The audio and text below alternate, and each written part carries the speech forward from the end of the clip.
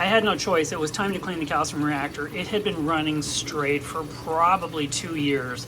That entire thing had turned to mud. The tubing was clogged up and filthy. And so I took a bunch of pictures. I didn't film any of this, so I'm just going to tell you how it went and show you where I'm at now. Day after day, the alkalinity level was dropping. I knew something was wrong. I had to make a correction. As I struggled to get that calcium reactor in the background to work correctly, I actually dropped my Versa in the sump for a couple of seconds, which led to this whole project.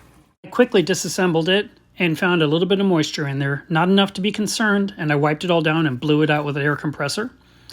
But the circuit board definitely got wet, so I took rubbing alcohol and poured it all over both sides and then made sure it was dry and blew it off as well.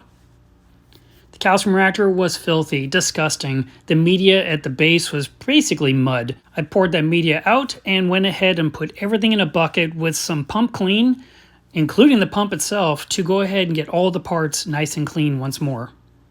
I flushed that muddy media over and over with a lot of water until I got it rinsed clean, and I was down to what was left, and I found a lot of these weird rocks in there, so I tried to pull some out.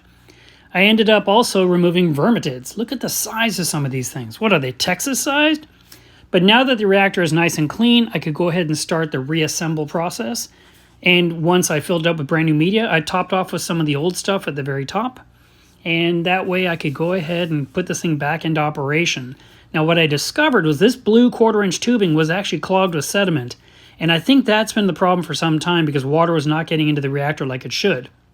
So now that the reactor is back in the sump, I hooked up a new piece of tubing that is sediment-free and water is free-flowing through it like it should, and the reactor is now doing its job once again.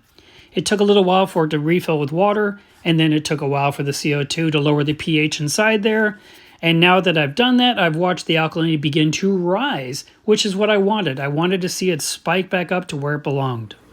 So there you have it. We have flow going in. And we can see the output is trickling out just like it should for constant alkalinity and calcium addition to the reef.